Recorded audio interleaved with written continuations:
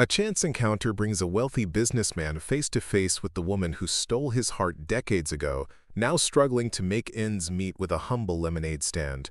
When he recognizes her, he makes a decision that will change both their lives forever. But as their paths intertwine once more, secrets from their shared past threaten to unravel everything they've built. Before we jump back in, tell us where you're tuning in from. And if this story touches you, make sure you're subscribed, because tomorrow, I've saved something extra special for you. The summer heat was unrelenting in Oakridge, the kind that made the air shimmer above the pavement. Ethan Parker wiped his brow as he stepped out of his climate-controlled Mercedes, cursing himself for agreeing to inspect this property personally. As CEO of Parker Developments, he had people for this sort of thing. But the historic district of his hometown had sentimental value, even after 20 years away. "It'll take about an hour to walk the entire property line, Mr. Parker," his real estate agent said, checking her tablet. "The community center needs significant renovation, but the location is prime for your foundation's new headquarters." Ethan nodded absently, his attention caught by something across the street. A simple wooden lemonade stand, the kind children set up during summer break. Except the woman behind it was no child. She wore a faded sundress and a wide-brimmed hat that shadowed her face. But something about her posture, the graceful way she moved as she served a customer, tugged at his memory. "Give me a minute," he said to the agent, already crossing the street. The woman looked up as he approached, and time seemed to stop. Those eyes, amber with flecks of gold that caught the sunlight. He would recognize them anywhere. Olivia Reyes, his first love. The girl who had disappeared from his life without explanation 22 years ago. "Ethan?" she whispered, her eyes widening in recognition. "Ethan Parker?" The paper cup she was holding slipped from her fingers, spilling lemonade across the wooden counter. Neither of them moved to clean it up. "Olivia," he managed, his voice sounding strange to his own ears. What are you doing here?" Her cheeks flushed, and she gestured to the humble stand. "Selling lemonade, obviously." There was defiance in her tone, but her hands trembled slightly as she reached for a rag to mop up the spill. The awkward silence stretched between them, 22 years of unasked questions filling the space. She looked different. Time had left its gentle marks. But underneath, she was still the girl who had taught him to see beauty in small things, who had believed in his dreams when no one else did. "Mr. Parker?"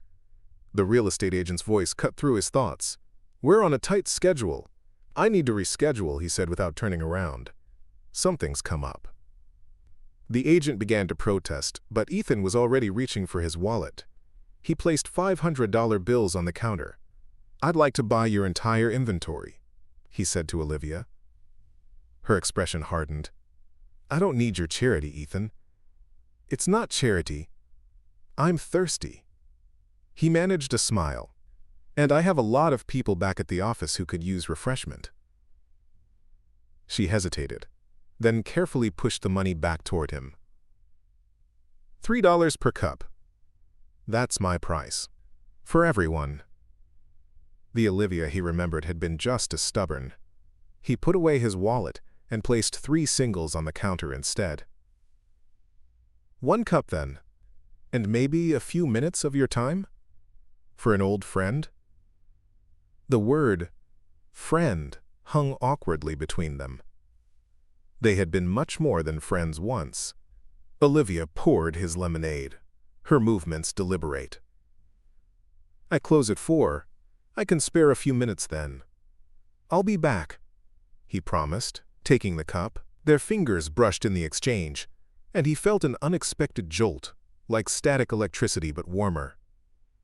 From her slight intake of breath, she'd felt it too. As he walked back to his car, memories flooded his mind.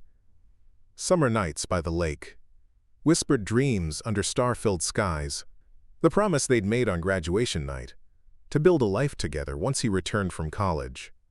The heartbreak when her letters stopped coming, when her phone number was disconnected, when he'd returned to find her family gone without a trace. He had looked for her, at first. But life had pulled him forward. College, his father's unexpected death, taking over the family business, turning a modest construction company into a real estate empire. Eventually, he had stopped searching, convinced himself she was part of a past best forgotten. Yet here she was, selling lemonade on a street corner in the town they'd both once called home. At precisely 4 o'clock, Ethan returned to find Olivia cleaning up her stand. She had removed her hat, and her dark hair, now streaked with a few strands of silver, was pulled back in a simple braid. She looked up as he approached, her expression guarded. "There's a cafe around the corner," he suggested. "Less public than standing here on the sidewalk," she nodded, folding her small table and stacking it on a handcart along with her coolers and supplies. Without asking, Ethan took the handle of the cart. "I can manage," she protested. "I know you can," he said. "But you don't have to."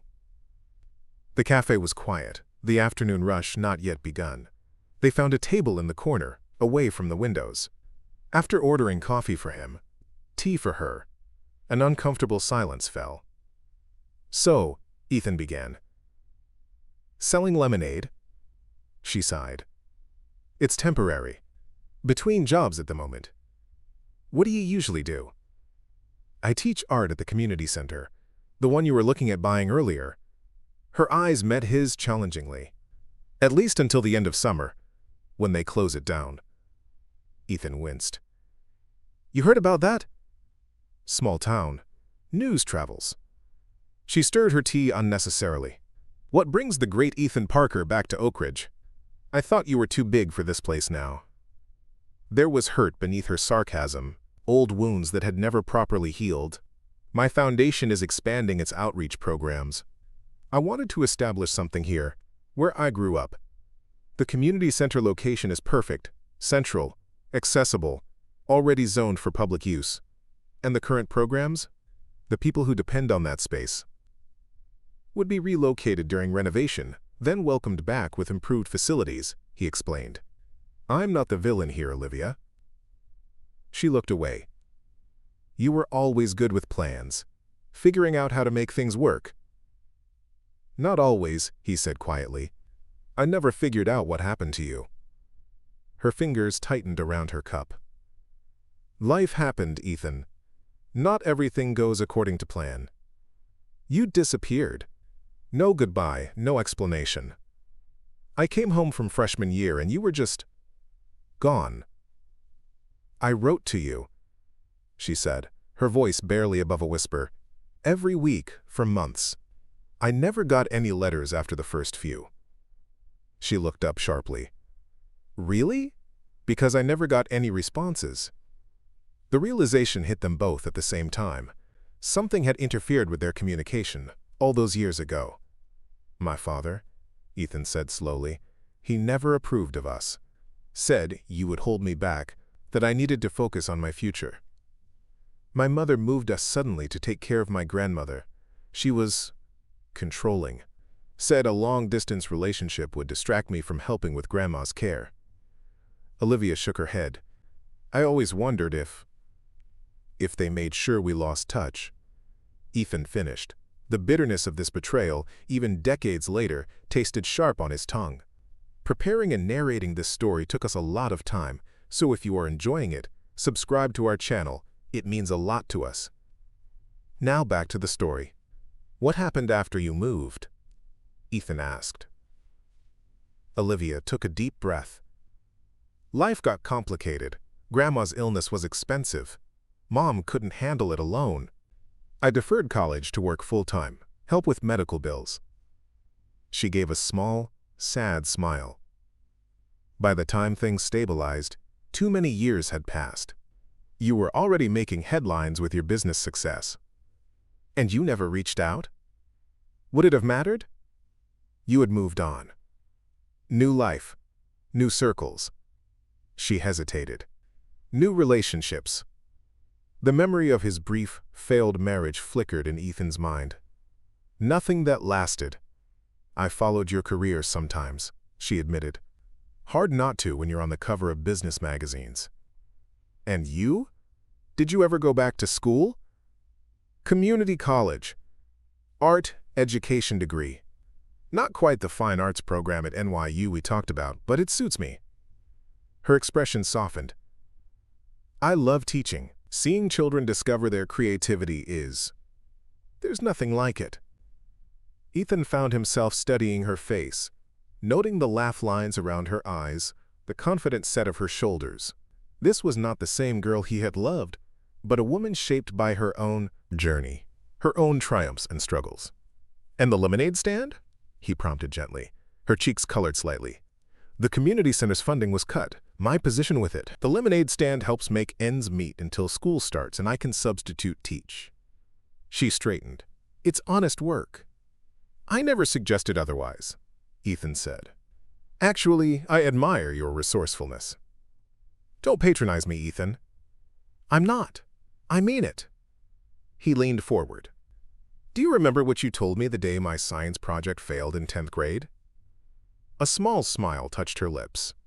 "That failure isn't falling down, it's staying down." "Exactly. You taught me that. And looking at you now, you've faced setbacks, but you haven't stayed down. That takes courage." The tension between them eased slightly. "What about you?" she asked. "Beyond the success story everyone knows?" Ethan considered the question. "The business. It consumed me for years. Built something impressive, but at a cost." He rotated his coffee cup slowly. "Last year, I had a health scare. Nothing life-threatening, but it made me reevaluate. That's why I started the foundation, trying to create something meaningful, not just profitable." "Is that why you're back? Looking for meaning in the past?" "Not intentionally, but finding you today." He met her gaze. "Maybe some things happen for a reason." She looked away first. "Or maybe they're just coincidence. Either way, I'm glad it happened." He hesitated. "Olivia, about the community center. I'm not asking you to change your plans because of me. What if I want to?" The words surprised him as much as her. "What if we could find a solution that works for everyone?" Her expression turned cautious. "What are you suggesting?" "I don't know yet, but I'd like to try." He pulled out a business card and wrote his personal number on the back. "Would you be willing to meet again? Show me around the center. Tell me about the programs that matter to you." She accepted the card reluctantly. "This isn't a charity case, Ethan. The people who use that center have dignity and value." "I know. That's why I want to understand what they need, not just impose my vision." Their eyes met, and for a moment, Ethan glimpsed the connection they'd once shared, that rare understanding that had made their young love so powerful. "One tour," she agreed finally. "Tomorrow afternoon? I'll be there." As they parted ways outside the cafe, Ethan watched her push her cart down the sidewalk, her back straight, her steps purposeful. Something stirred in him, not just nostalgia for what they'd lost, but admiration for who she'd become. Back in his hotel suite, Ethan couldn't focus on work. His mind kept returning to Olivia, her pride, her resilience, the life circumstances that had placed her behind a lemonade stand while he stayed in the presidential suite. The unfairness of it aided him, not because he begrudged his own success, but because he knew how brilliant she was, how much potential she had always had. On impulse, he called his assistant. "Jennifer, I need you to pull all the information we have on the Oakridge Community Center. Programs, finances, impact assessments, everything. Is there a problem with the acquisition, sir?" "Not a problem. A possibility." He stared out the window at the town he'd left behind. "Also, see what you can find about art education programs for underserved communities. Successful models. Funding structures, outcomes. May I ask why, Mr. Parker?" "I'm considering a different approach for the Oakridge project." After hanging up, Ethan opened his laptop and began researching on his own. As the hours passed, an idea took shape. Not just a modification of his original plan, but something entirely new. Something that honored both his goals and what he now understood about Olivia's work. Morning came with a sense of purpose he hadn't felt in years. Before meeting Olivia at the community center, he made several calls, setting things in motion. His board members would think he'd lost his mind, but for once, Ethan didn't care about the bottom line or shareholder opinions. The Oakridge Community Center was a weathered building with faded paint and an outdated sign, But as Ethan approached, he noticed small touches that gave it life. Murals on the side walls, planters with bright flowers, a handmade welcome banner over the entrance. Olivia was waiting in the lobby, talking with an elderly man who appeared to be fixing a ceiling light. "Mr. Williams, this is Ethan Parker," she introduced. "He's here to see our programs." The old man looked Ethan up and down, making no effort to hide his suspicion. "The developer? Come to see what you're tearing down?"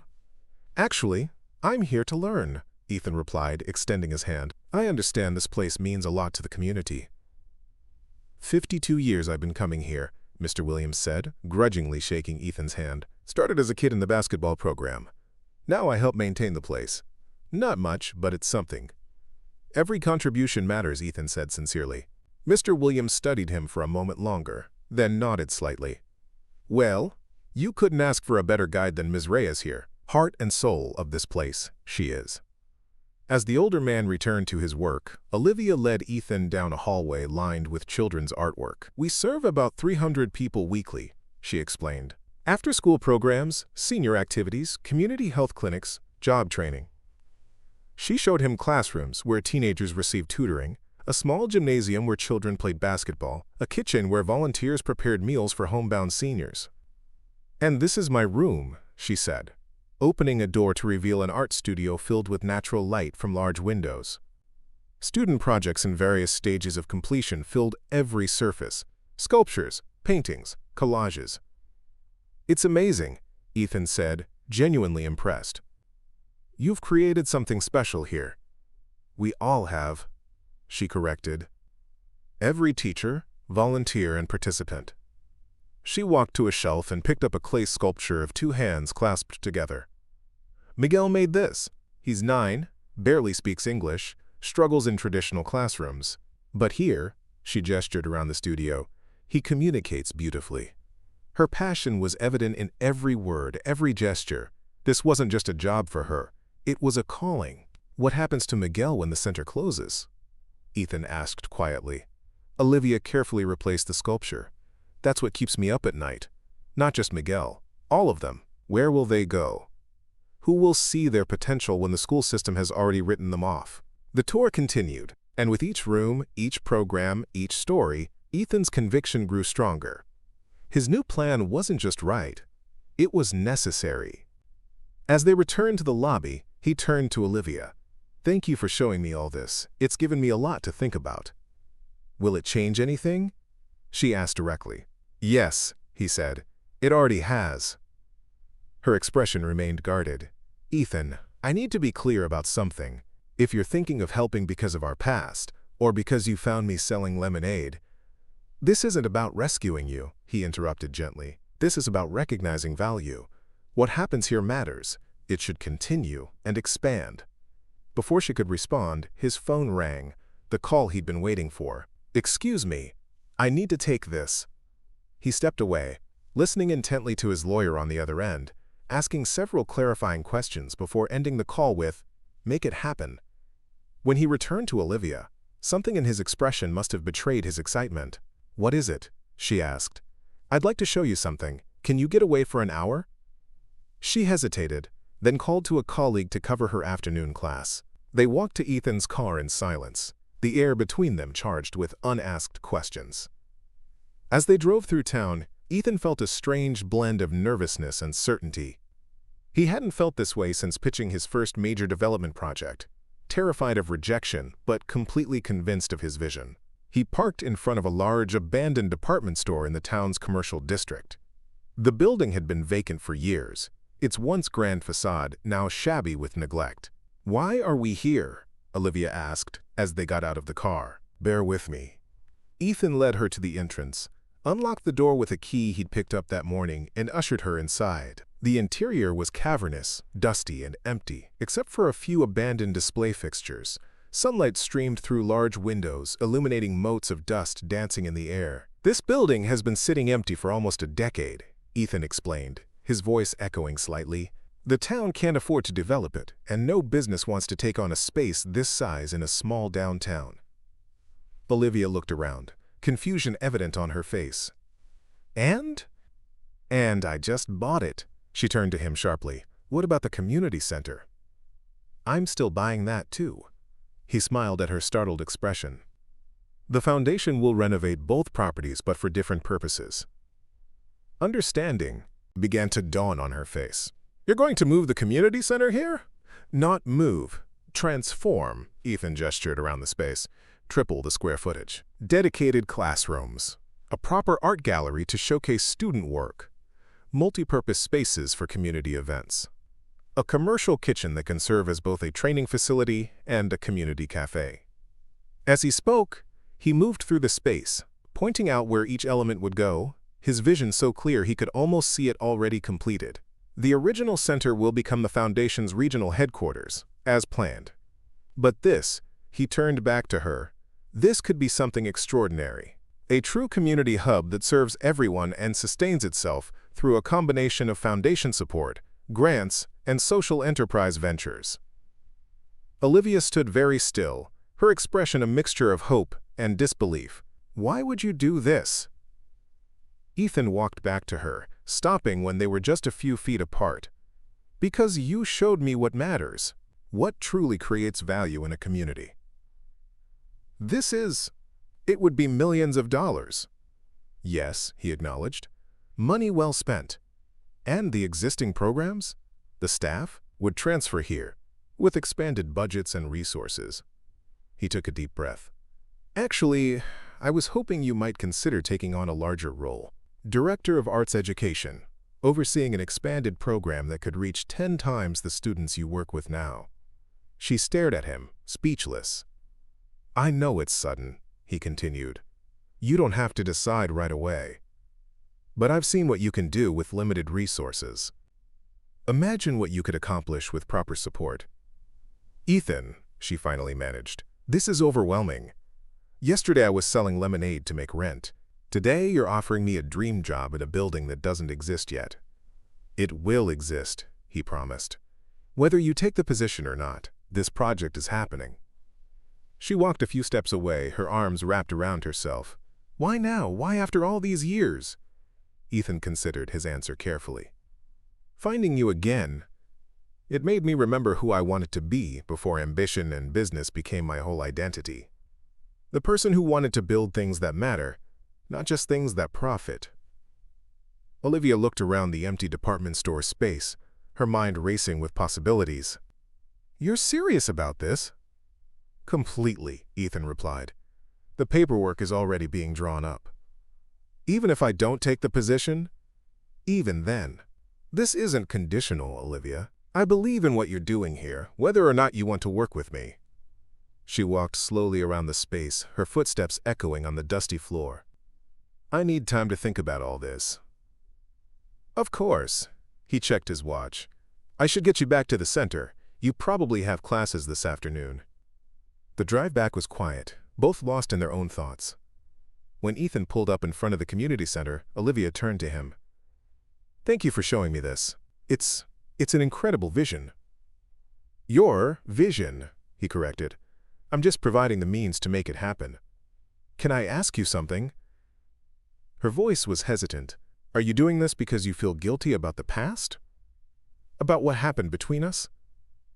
Ethan considered the question carefully. I'd be lying if I said finding you again hasn't affected me. But this project stands on its own merits. The center deserves to grow, the community needs it, and you've proven it works. That's the business case. The personal connection just helped me see it more clearly. She nodded, accepting his answer. I'll think about your offer. Seriously. That's all I ask. He handed her a folder from the back seat. The preliminary plans, budget, and timeline. Take your time reviewing them. As she got out of the car, Ethan called after her. Olivia, will you still be at the lemonade stand tomorrow? A small smile touched her lips. Every day until school starts. Why? No reason, he replied. Just curious. Back at his hotel, Ethan spent hours on video calls with his executive team. The reaction to his new plan ranged from confusion to outright opposition. Let me get this straight, his CFO said, pinching the bridge of his nose. You want to invest $12 million in renovating an abandoned department store to expand a community center that, Serves a town of what, 15,000 people? Closer to 20,000, Ethan corrected. And yes, that's exactly what I'm proposing. The board will never approve this, his COO warned. It's too far outside our investment parameters. The foundation's charter gives me discretion on community investments, Ethan reminded them. And I'm personally guaranteeing any cost overruns. This is about that woman, isn't it? The CFO's voice was accusatory. The one you knew years ago? Ethan's jaw tightened. Ms. Reyes runs the art program at the current center. Her expertise will be valuable, but this decision is based on the demonstrable impact of these programs. With all due respect, sir, his COO interjected, this seems hasty. We typically conduct months of research before committing to projects half this size. I understand your concerns, Ethan said evenly, which is why I've compiled this. He shared his screen, displaying a detailed analysis of the community center's impact metrics, comparison studies from similar projects in other regions, and projected outcomes of the expansion. The meeting continued for another 2 hours, with Ethan methodically addressing every objection, demonstrating a command of the details that eventually silenced even his most skeptical executives. By the end, it was clear that while they might disagree with his decision, they couldn't fault his preparation. After disconnecting, Ethan leaned back in his chair, exhausted but satisfied. The project would move forward. He wondered if Olivia had looked at the plans yet, if she was considering his offer. The thought of working with her again, seeing her passion shape something truly significant, filled him with an anticipation he hadn't felt in years. The next morning, Ethan found himself driving past Olivia's lemonade stand, slowing as he approached. She was already there, arranging cups and checking her coolers. He hadn't planned to stop, had told himself he would give her space to consider his proposal, but he found himself pulling over anyway. Morning. He called as he approached. She looked up, surprised. Ethan, I didn't expect to see you today. Just wanted to check if you had any questions about the plans. Several, actually. She handed a cup of lemonade to a waiting customer before turning back to him. But this isn't the place to discuss them. Dinner tonight? We could go over everything in detail. She hesitated. Is this a business dinner or, he prompted when she didn't continue. You know what I'm asking, Ethan. He did know. The question that had been hovering between them since their reunion. Was this about the past they'd shared, or just the future they might build professionally? Let's call it both, he said honestly. The project matters, so does catching up properly outside of business hours. She considered this, then nodded. 7 o'clock? There's a small Italian place on Maple Street. I'll be there. Throughout the day, Ethan found himself distracted by thoughts of Olivia. Not just their upcoming dinner, but memories of their shared past. The way she'd challenged him in high school to look beyond the expected path. How she'd believed in his potential before anyone else. The way she'd shown him beauty in unexpected places. He wondered what might have happened if they hadn't lost touch. If their lives had remained intertwined. Would he have built the same business empire? Would she have pursued her art? Or would they have created something entirely different together? The Italian restaurant was small and intimate, with checkered tablecloths and candles and wine bottles. Olivia was already seated when he arrived, the folder of plans open before her, a notebook filled with her neat handwriting beside it. You've been busy, he commented as he sat down. I had a lot of questions. She closed the folder, but they can wait until after we eat. They ordered, and as they waited for their food, conversation flowed more easily than Ethan had expected. They shared stories of the intervening years, his rise through the business world, her journey through art education. They carefully avoided the most painful subjects, his failed marriage, her struggle with her mother's controlling nature, the years of separation. You never married? He asked eventually, the question that had been on his mind since seeing her again. She shook her head. Came close once, about 10 years ago. Michael was a good man, a doctor at the local clinic. She twisted her napkin slightly. But I ended it a month before the wedding. Why? He wanted me to give up teaching, focus on starting a family. She looked up at him. I couldn't do it. My students needed me as much as I needed them. And he couldn't understand that? He tried. Her expression softened with the memory. But in the end, we wanted different lives. She took a sip of her wine. "What about you? I read about your divorce." Ethan grimaced. "Not my finest hour. Claire was brilliant, ambitious, perfect on paper. We were more business partners than spouses, both too busy building careers to actually build a life together. I'm sorry, don't be. We're better as occasional lunch companions than we ever were as husband and wife." Their food arrived, temporarily pausing the conversation. As they ate, Ethan found himself studying Olivia's face, the way she gesticulated when making a point, how her eyes lit up when she talked about her students. She was both familiar and new. The girl he'd loved now shaped by experiences he hadn't shared. After dinner, they turned to the plans. Olivia had clearly spent hours reviewing them, her questions thoughtful and specific. "The timeline seems aggressive," she noted, pointing to the construction schedule. "Renovating a building this size usually takes longer. My company specializes in accelerated construction. We'll use prefabricated elements where possible, work multiple shifts. The community needs this space as soon as we can deliver it." She flipped to another page. "And this gallery space, it's nearly 3 times what I outlined as necessary. The extra space allows for community exhibitions, visiting collections. It could become a cultural hub for the entire county." They continued like this for over an hour, discussing each aspect of the project in detail. Ethan found himself impressed by her grasp of both the practical and visionary elements. She wasn't just an art teacher. She was a community builder with a clear understanding of how spaces shaped experiences. "You've really thought about this," he said when they finally closed the folder. "It's hard not to when someone hands you what looks like a dream come true." She met his gaze directly. "I'm still trying to understand why that someone is you." "I told you. You told me the business case." She interrupted gently. "Now tell me the truth, Ethan. All of it." He was silent for a moment, gathering his thoughts. "When I saw you at that lemonade stand, something happened to me. Not just nostalgia or surprise, but recognition of what I've been missing. Purpose beyond profit. Connection beyond networking." He leaned forward. "For years, I've been building a life that looks impressive from the outside but feels hollow within. Seeing you again, seeing how you've stayed true to your values despite challenges, it woke something in me. So I'm what, your midlife crisis?" "My course correction," he corrected with a small smile. "A reminder of the person I wanted to be before success became my only measure of worth." Olivia absorbed his words, her expression thoughtful. "And the job offer? Director of Arts Education? Is genuine. You're the most qualified person I know for the position. Your experience, your passion, your connection to this community, they're exactly what the program needs.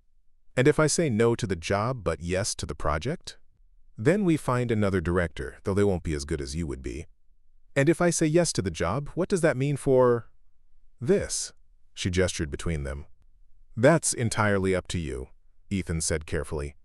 "I won't pretend I don't feel something when I'm with you, Olivia, but I respect you too much to make this project conditional on anything personal." She nodded, accepting his answer. "I need to think about it. All of it. Take all the time you need." As they left the restaurant, the night air was cool and fragrant with summer flowers. They walked slowly toward her car, neither quite ready to end the evening. "Thank you for dinner," she said as they reached her vehicle. "And for answering my questions." "Thank you for considering the offer," he replied. "And for giving me a chance to explain." They stood facing each other, the space between them charged with unspoken words. For a moment, Ethan thought she might step closer, that he might have the courage to reach for her hand. Instead, she smiled softly and opened her car door. "Good night, Ethan." "Good night, Olivia." He watched her drive away, feeling both hopeful and uncertain. The future of the project, and whatever might be rekindling between them, remained unresolved.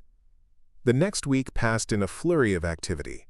Ethan divided his time between hotel conference calls, meetings with local officials about permits, and visits to the department store with architects and contractors. He stopped by Olivia's lemonade stand daily, sometimes just for a quick hello, other times for longer conversations about the project. On Friday afternoon, he arrived to find her stand unusually busy, with several customers waiting. As he joined the line, he noticed something different. She was selling not just lemonade today, but small pieces of art. watercolor cards, hand-painted bookmarks, tiny clay sculptures. When he finally reached the front, he gestured to the artwork. "New merchandise?" "My students' work," she explained. "End of summer fundraiser for art supplies. They keep 70% of each sale." Ethan examined a delicate watercolor of the town's old covered bridge. "This is beautiful. How much?" $15. "Miguel painted it." "Miguel of the clay hands?" Ethan remembered. Olivia looked surprised. "You remembered?" "Of course." He handed her a 20. "I'll take it. Keep the change for the supply fund." As she wrapped the painting, Olivia seemed to come to a decision. "I've been thinking about your offer." "And?" "I'd like to accept the position," she said, "with a few conditions." Relief and joy washed through him. "Name them." "I want a significant role in the design process, not just for the art spaces, but the entire facility. How it flows, how it welcomes people, how it serves the community. Done. I want to build a teaching team that reflects the diversity of our community. Artists from different backgrounds with different perspectives, absolutely. And I want a separate endowment for scholarships. For students like Miguel, who might want to pursue art beyond what we can offer." Ethan smiled. "I was already planning to propose that." "One more thing," she added, her voice softening slightly. "Whatever happens between us personally, it can't affect the project. The center has to come first." "I promise," he said solemnly. "The project stands on its own merits. It will move forward regardless of other developments." She nodded, satisfied. "Then yes, I accept. When can you start?" "Officially?" "When the school year begins." "But unofficially." She gestured to her lemonade stand. "I can close this operation today if you need me sooner." "Tomorrow morning?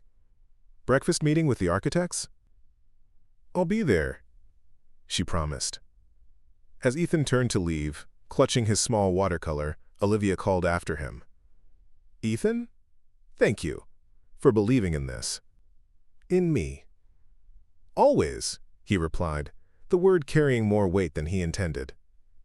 The following weeks were a whirlwind of activity. Olivia proved to be not just passionate, but remarkably skilled at translating community needs into architectural requirements. The design team, initially skeptical of her involvement, quickly came to value her insight and practical suggestions. Ethan found himself looking forward to their daily meetings, watching how she commanded respect without demanding it, how she advocated fiercely for features that would make the space more accessible and welcoming. She wasn't intimidated by his executives or contractors, standing her ground when necessary but always willing to compromise for the greater good of the project. One evening, as they reviewed the latest design revisions in his hotel suite, Ethan realized they had been working for nearly 12 hours straight. "We should call it a night," he suggested, noticing the fatigue in her eyes. "The contractor meeting isn't until 10 tomorrow." Olivia stretched, rolling her shoulders to release tension. "Just one more section?" "I want to finalize the multi-purpose room layout. How about we take a break first? Room service and 20 minutes not talking about the project?" She smiled. Deal. They ordered sandwiches and moved to the sitting area of the suite, away from the table covered in blueprints and material samples. For the first time that day, they sat in silence, the comfortable kind that comes with growing familiarity. "I've been meaning to ask," Ethan said eventually. "What happened with your art? Your own work, I mean. You were so talented." Olivia looked away. "Life got in the way. Caregiving, then working multiple jobs. There wasn't time. But now? Now I channel that energy into teaching." She shrugged slightly. "It's different, but fulfilling in its own way." "Do you miss it? Creating your own art?" The question seemed to catch her off guard. "Sometimes," she admitted, "more often lately. Watching this project take shape. There's something about seeing possibilities become reality that makes me want to create again." "You should," he encouraged. "The new center will have artist studios. You could use one." Maybe, she said noncommittally, once everything is up and running. Their food arrived, temporarily pausing the conversation. As they ate, Ethan found himself watching Olivia, noting how she'd become more relaxed around him over the past weeks. The initial guardedness was fading, replaced by something closer to their old ease with each other. "Can I ask you something personal?" he ventured. She nodded, curious. "Are you happy, Olivia? With the path your life has taken?" She considered the question carefully. Happy isn't quite the right word. Fulfilled, maybe. I've made a difference in my students' lives.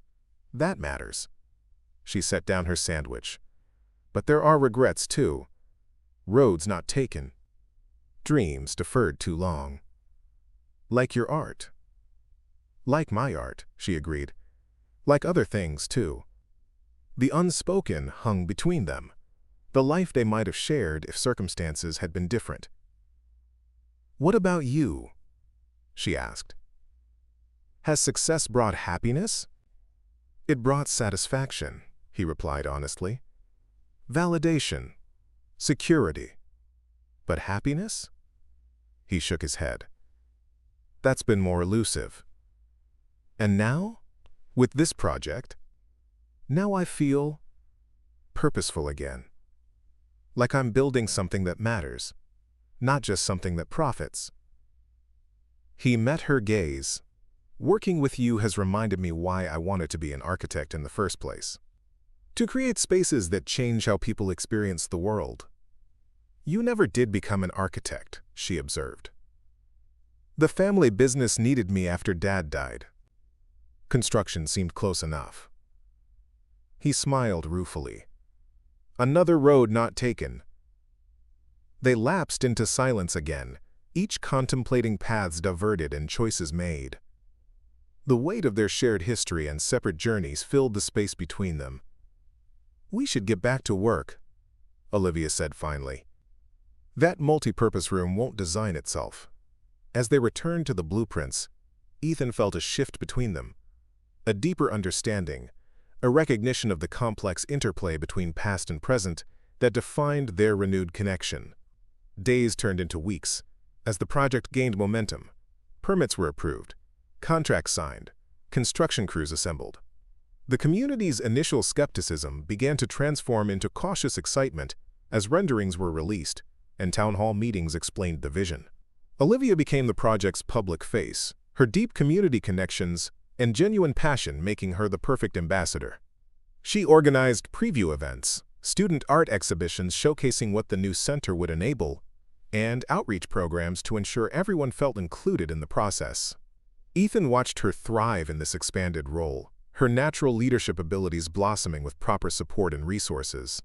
He found himself increasingly drawn to her, not just because of their history, but because of the remarkable woman she had become, resilient, compassionate, and fiercely dedicated to her community. Their professional relationship had settled into a productive rhythm, but the personal dimension remained unresolved. They spent long hours together, shared meals, laughed over old memories, and created new ones. Yet neither seemed willing to cross the invisible line they'd drawn, both perhaps too aware of how much was at stake beyond their personal feelings. The groundbreaking ceremony was scheduled for a Saturday in late August, with local officials, community members, and media invited to witness the official start of construction.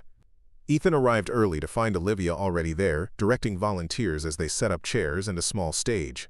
"Nervous?" he asked, joining her. "A little," she admitted. "This makes it real in a way the planning hasn't. Second thoughts?" "Not about the project." She met his gaze directly. "About other things, maybe." Before he could ask what she meant, they were interrupted by the arrival of the mayor and city council members. The ceremony preparations consumed the next hour, leaving no opportunity for private conversation. As Ethan took the podium to deliver his remarks, he looked out at the gathered crowd. Community leaders, teachers from the center, families of students, curious locals. Olivia stood in the front row, her expression a mixture of pride and anticipation. "This project began with a chance encounter," he said, departing from his prepared speech. A reminder that sometimes we need to look at familiar things with new eyes to see their true potential. He spoke about the center's impact, the expanded opportunities the new facility would create, the community's role in shaping its design. As he concluded, he invited Olivia to join him on stage. None of this would be possible without Olivia Reyes, he told the crowd. Her vision, her dedication to this community, and her unwavering belief in the power of art to transform lives are the true foundation of this project. The applause was enthusiastic as Olivia stepped forward to speak. She thanked the community for their support, explained the programs that would be offered, and invited everyone to become involved in the center's future. This isn't just a building, she concluded. It's a promise that everyone deserves access to creativity, to learning, to community, that everyone's story matters and deserves to be told. As the ceremony concluded with the symbolic turning of the first shovelful of earth, cameras flashed and applause erupted. Ethan and Olivia stood side by side, golden shovels in hand, smiling for the photographers. In that moment, their shared vision seemed perfectly aligned, their past differences reconciled in service of something larger than themselves. The reception afterward was held in a tent adjacent to the construction site.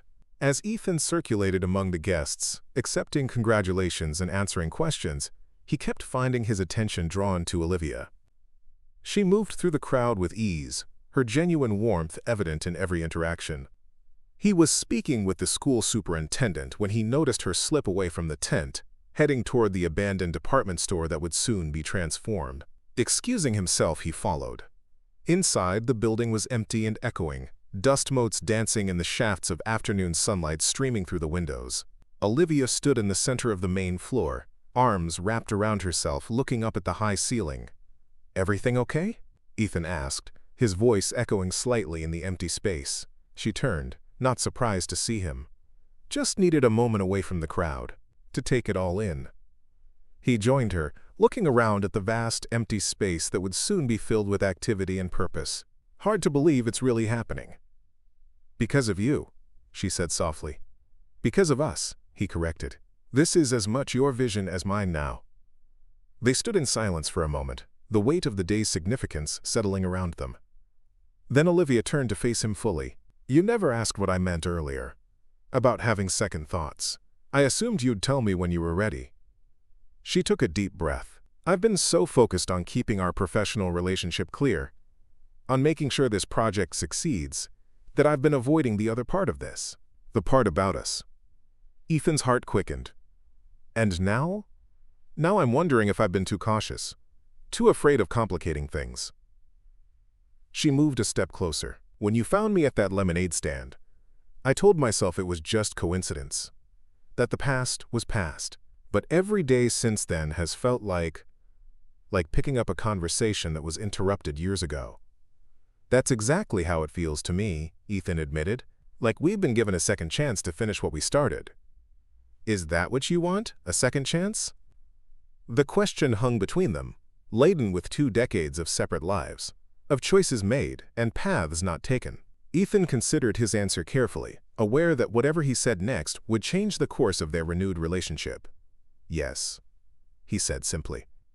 "I want to know the Olivia you've become, not just remember the girl you were. I want to see if what we feel now is as real as what we felt then."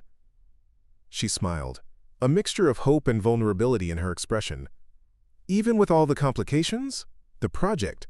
Our different worlds?" "Especially with those," he replied, "because they're part of who we are now. And I want to know all of you, not just the parts that fit neatly into my life." Olivia reached out slowly and took his hand, her fingers warm against his. "I'd like that too," she said quietly, "to see where this leads." To finish our interrupted conversation. In the dusty light of the abandoned store, surrounded by empty space that would soon be filled with possibility, they stood together, not as they had been in their youth, but as they were now. 2 people shaped by separate journeys, finding their paths converging once more. Outside, the community celebrated the beginning of a new chapter for their town. Inside, in the quiet of the future center, Ethan and Olivia began writing a new chapter of their own. The autumn air carried a crisp promise of change, as construction crews worked steadily on the old department store. 3 months had passed since the groundbreaking ceremony, and the transformation was already visible. New windows lined the facade, interior walls defined the once cavernous space, and the foundation for the art gallery extension had been poured. Olivia stood on the sidewalk opposite the site, watching workers haul materials into the building. She'd become a regular presence here, stopping by daily to check progress before heading to her temporary office in the existing community center. Impressive, isn't it? She turned to find Ethan beside her, 2 coffee cups in hand. He offered one to her, which she accepted gratefully. "It's happening faster than I expected," she admitted. "Every day it looks more real. We're still on schedule for a spring opening." He gazed at the building with pride. "The roof will be completely sealed before the first snow. Then we can work through winter on the interior." They stood in comfortable silence, sipping their coffee and watching the activity across the street. The past 3 months had brought changes not just to the building, but to their relationship as well. Cautious at first, they had gradually allowed themselves to explore the connection that had reignited between them. Dinners, long walks, quiet evenings discussing plans for the center. A relationship built on shared purpose as much as rediscovered affection. "I've been meaning to tell you," Olivia said. "The school board approved our after-school arts partnership. They'll provide transportation from all district schools to the center once we're open." "That's fantastic news. More accessibility means more students." "Exactly. And with transportation barriers removed, we can reach families who couldn't participate before." Her eyes lit with excitement. "I've already started interviewing additional teaching artists. The applicant pool is impressive. People from all over the region want to be part of this." Ethan smiled, watching her enthusiasm. This was what had drawn him to her all those years ago, her ability to see possibilities, to build something meaningful from nothing but vision and determination. "Have you given any more thought to the grand opening?" he asked. "Actually, yes. I was thinking we could showcase student work alongside professional artists. A community exhibition that celebrates creativity at all levels." "I love that idea." A cold gust of wind swept down the street, causing Olivia to shiver slightly. Ethan instinctively moved closer, shielding her from the wind. "Winter's coming early this year," she observed, not moving away from his proximity. "All the more reason to get that roof finished." He checked his watch. "I have a conference call in 20 minutes. Walk back to the office with me?" As they strolled toward the temporary headquarters they'd established near the community center, Ethan felt a sense of contentment he hadn't experienced in years. The project was progressing well. His board had finally embraced his vision after seeing the community's response, and most importantly, Olivia was back in his life. "Are you still coming to dinner tonight?" he asked as they reached the office. 7 o'clock, right?" "I'll be there." He watched her walk away, her confident stride a reminder of how far they'd both come since that summer day at the lemonade stand. The woman selling lemonade to make ends meet had transformed into a dynamic community leader, while he had rediscovered purpose beyond profit margins and shareholder value. That evening, Ethan prepared dinner in his rented townhouse, a cozy 2-bedroom that he'd leased for the duration of the project. After years of hotel suites and corporate housing, it felt strangely homey to have a proper kitchen, to stock the refrigerator, to know the names of neighbors. When Olivia arrived, she brought a bottle of wine and a folder of papers.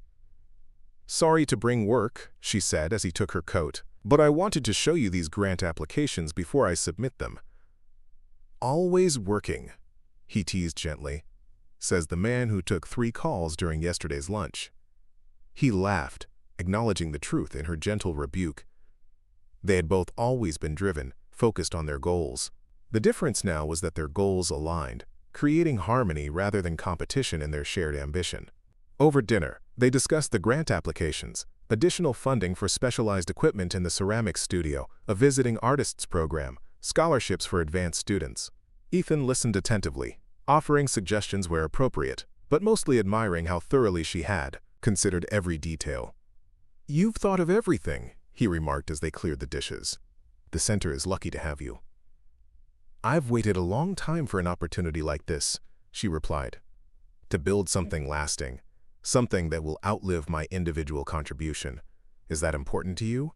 Leaving a legacy?" She considered the question as they moved to the living room, settling on the comfortable sofa. Not in an ego-driven way. I don't need my name on a building, but knowing that something I helped create will continue to serve others long after I'm gone? Yes, that matters. I understand that, Ethan said. It's why I started the foundation in the first place. Business success is gratifying, but it feels transient. Buildings come and go. Stock prices rise and fall. But changing how a community functions, how people see themselves and their potential, that endures. Olivia nodded, understanding perfectly. This shared vision had become the foundation of their reconnection. A mutual recognition that purpose outlasts profit, that creating value for others brings deeper satisfaction than accumulating it for oneself. Speaking of legacy, she said, her tone shifting slightly. There's something I've been thinking about, a personal project within the larger one. Tell me, remember Miguel, the boy who made the clay hand sculpture? Of course. His talent is exceptional, but his family situation is complicated. Single mother working 2 jobs, 3 younger siblings. Art supplies are a luxury they can't afford. She leaned forward, passion evident in her voice. I want to create a scholarship program specifically for students like him. Not just covering classes at the center, but materials, transportation to museums, mentorship with professional artists. That sounds perfect, Ethan said. We could establish an endowment that would fund it in perpetuity. Exactly what I was thinking, she smiled. But I don't want to divert funds from the main project budget. You won't have to. Ethan reached for her hand. I'll fund it personally. Olivia looked surprised. Ethan, that's incredibly generous, but it's important to you, he said simply. And I believe in it too. Supporting extraordinary talent in young people who might otherwise never get the chance to develop it? That's exactly the kind of impact I want to have. She squeezed his hand, visibly moved. Thank you. This will change lives. You've already been changing lives, he pointed out. I'm just providing resources. Speaking of resources, she said, her tone lightening. How was your board handling your extended stay in Oakridge? I imagine they expected you back in New York months ago. Ethan shrugged. They've adjusted. Video conferencing works fine for most meetings, and I fly back when necessary. Besides, the PR value of this project has begun to register with them. They're seeing how it's enhancing our corporate reputation. Is that why you're doing it? For the PR? You know better than that, he replied, meeting her gaze. I'm here because this matters. Because it's the right thing to do. He paused. And because you're here. The admission hung between them, honest and unadorned. They had been careful in their rekindled relationship, mindful of the project's primacy, respectful of the time and space needed to rediscover each other as the people they had become. But in quiet moments like this, the depth of their connection was impossible to deny. Olivia moved closer, her head coming to rest on his shoulder. I'm glad you stayed, she said softly. He wrapped his arm around her, the simple gesture conveying what words could not. They sat like that for a while, the comfortable silence of 2 people who had known each other in youth, lost each other to circumstance, and found their way back to a connection deeper than either had expected. As autumn deepened into winter, the project continued to progress. The roof was completed just before the first major snowfall, allowing interior work to continue uninterrupted. Olivia's team had grown, now including a program coordinator, 3 additional art instructors, and a community outreach specialist. Together, they developed curricula, ordered equipment, and built partnerships with local schools and organizations. Ethan divided his time between on-site supervision and necessary trips to New York, always returning to Oakridge as quickly as possible. The townhouse had become home in a way his Manhattan penthouse never had, filled with small touches that reflected his changing priorities. Local artwork, books about community development, even a half-finished model of the new center that he worked on in rare moments of leisure. One evening in early December, Olivia called him, her voice tense. We have a problem. Can you meet me at the site? 20 minutes later, Ethan found her standing in what would become the main gallery space, surrounded by contractors and looking upset. What's happening? He asked, approaching the group. The construction manager stepped forward. We've discovered significant structural issues in the northeast corner. The foundation is compromised, likely water damage that wasn't visible during the initial assessment. How bad is it? Bad enough to require additional engineering, reinforcement, possibly even partial rebuilding of that section. Meaning delays, Ethan concluded. And cost overruns, the manager added. Substantial ones. Olivia's expression was a mixture of disappointment and determination. Can we work around it? Continue with other areas while addressing this section? To some extent, the manager replied. But it will impact the timeline. I'd estimate at least a 2-month delay for the full opening. After the contractors left, Olivia and Ethan walked through the partially completed space, assessing the implications of this setback. The spring classes were already fully enrolled, she said quietly. We'll have to push everything back, disappoint a lot of families who were counting on these programs. Not necessarily, Ethan replied, thinking aloud. What if we pursue a phased opening? The West Wing could be completed on schedule. It has separate access, its own utilities. We could start with limited programming there while the rest is finished. Hope returned to her expression. That could work.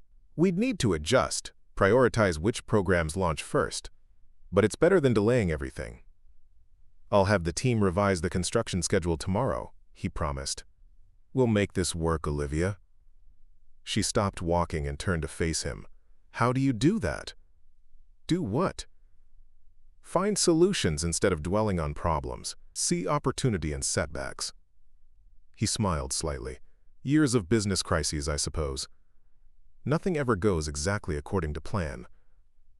It's more than experience, she insisted. It's perspective. You don't get derailed by obstacles. Neither do you, he countered. I've watched you adapt to every challenge this project has thrown at us. Budget constraints, zoning issues, skeptical community members. You've navigated them all with grace. She leaned against a partially framed wall, looking around at the unfinished space. I have so much invested in this, not just professionally, but personally. The thought of disappointing all these people who've believed in our vision. We won't disappoint them, Ethan assured her. We'll adjust and deliver, even if it looks slightly different than we originally planned. Olivia studied him for a moment, then stepped forward and kissed him. Not the cautious, gentle kisses they had shared in recent weeks, but something deeper, more certain. When they parted, her eyes held a new resolve. You're right, she said. We'll find a way forward. We always do. The we wasn't lost on Ethan, not just a reference to their professional collaboration, but an acknowledgement of what they had become to each other. Partners in every sense, facing challenges together, finding strength in their shared commitment. As promised, Ethan's team developed a phased opening plan. The West Wing, housing classrooms, a small performance space and administrative offices, would open on schedule in April. The remainder, including the main gallery and specialized studios, would follow in June. It wasn't ideal, but it would allow core programs to begin while minimizing disruption to the families counting on them. The solution brought relief to Olivia and her staff, who quickly adapted their plans to the new reality. What might have been a demoralizing setback instead became an opportunity to demonstrate flexibility and commitment to the community.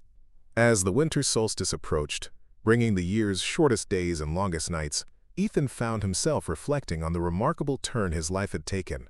A year ago, he had been at the pinnacle of business success but emotionally isolated, driven but unfulfilled. Now, immersed in a project that challenged him daily and reconnected to the woman who had once known him better than anyone, he felt more alive than he had in decades. The weekend before Christmas, he invited Olivia to his townhouse for dinner. When she arrived, she found the living room transformed, a small tree adorned, with simple ornaments, soft lights creating a warm glow, the aroma of mulled cider filling the air. "This is lovely," she said, taking in the scene. "I didn't take you for a holiday decorator." "I'm full of surprises," he replied with a smile. Besides, it felt right this year, something to celebrate. During dinner, they exchanged news about the project. Contractors would work reduced hours during the holidays but resume full operations in January. Community interest continued to grow, with waiting lists forming for several programs.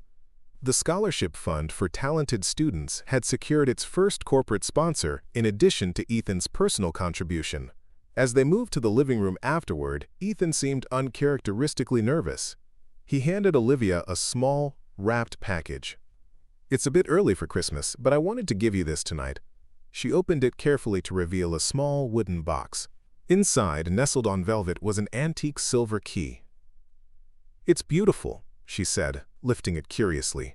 "But what does it open?" "Nothing, actually. It's symbolic." He took a deep breath. "It's a key to a home that doesn't exist yet. A promise of one we might build together." Olivia looked up sharply, understanding dawning in her eyes. "I'm not proposing marriage," he clarified quickly. "Not yet.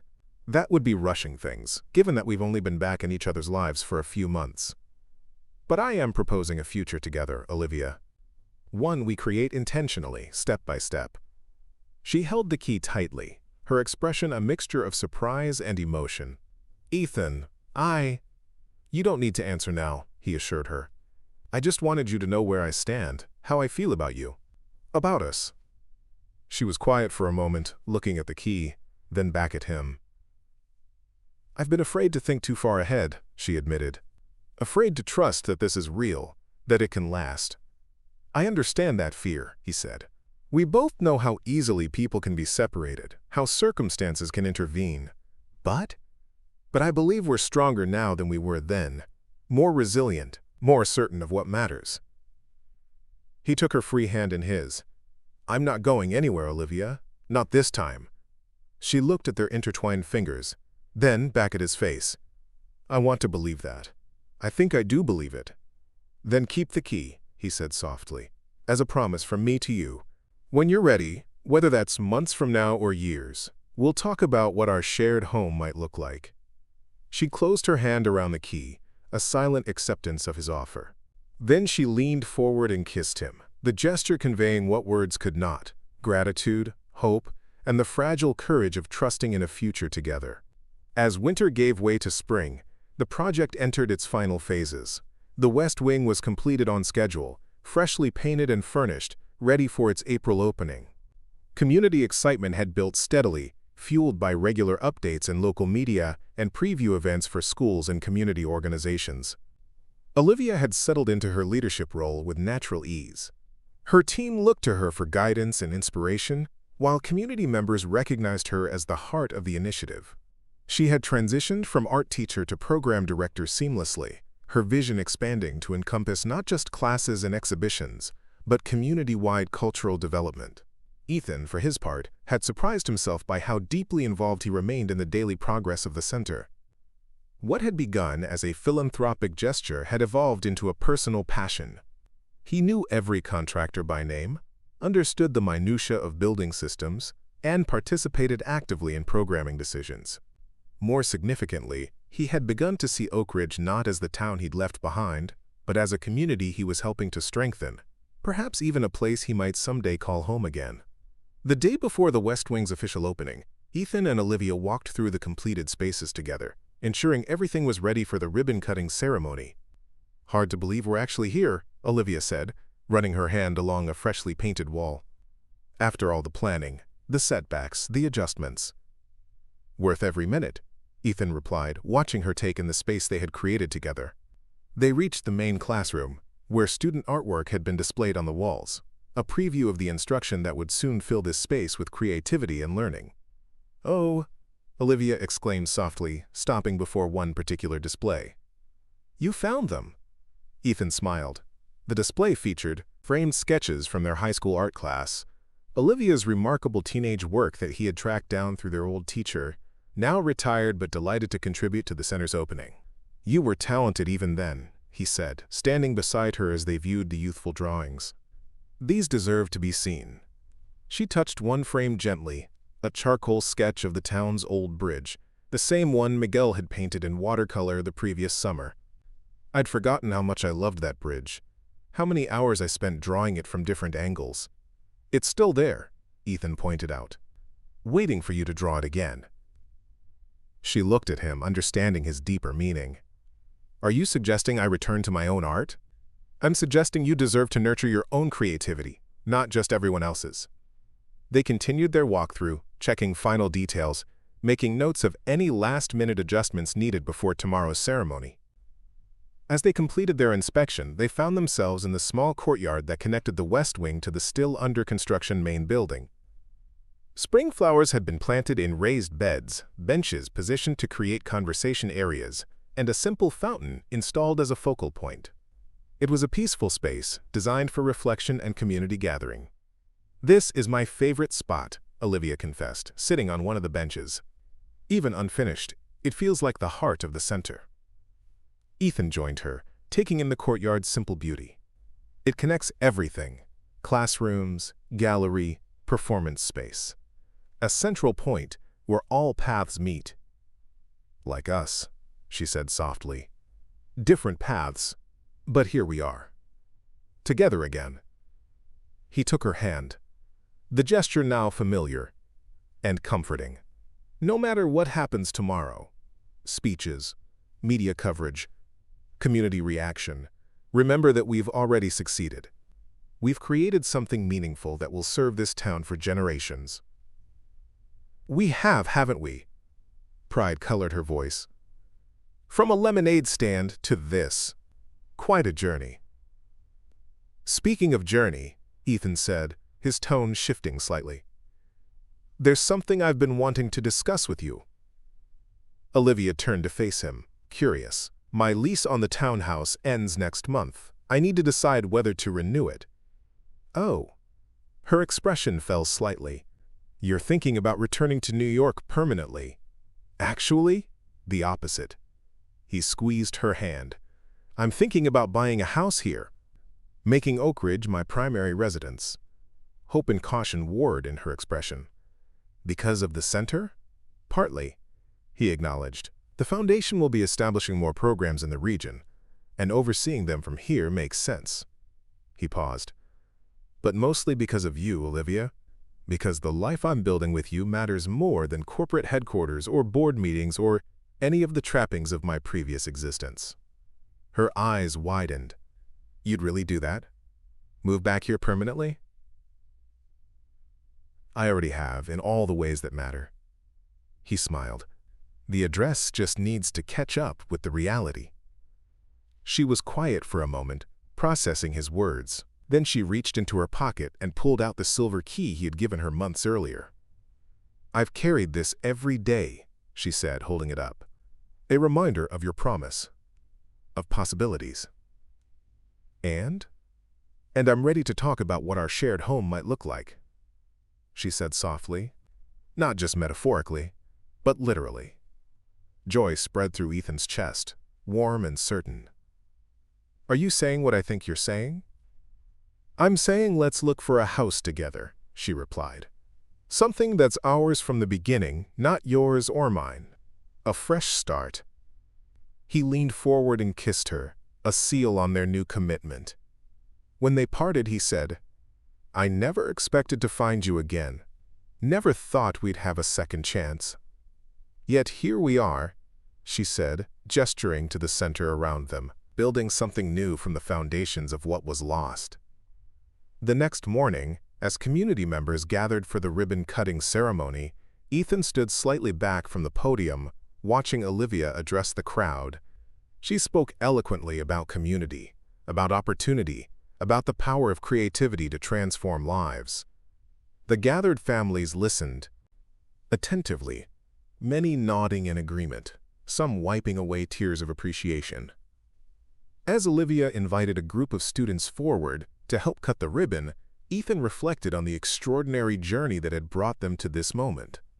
A chance sighting of a lemonade stand, a recognition across years of separation, an opportunity seized, not just to rebuild what had been lost between them, but to create something entirely new, a center that would serve generations, a relationship founded on shared purpose and mutual respect, a future limited only by their imagination and commitment.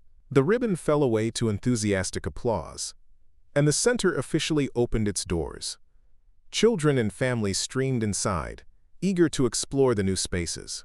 Olivia found her way to Ethan's side, her face radiant with accomplishment and joy. "We did it," she said, taking his hand. "This is just the beginning," he replied, squeezing her fingers gently. Together, they followed the crowd into the building.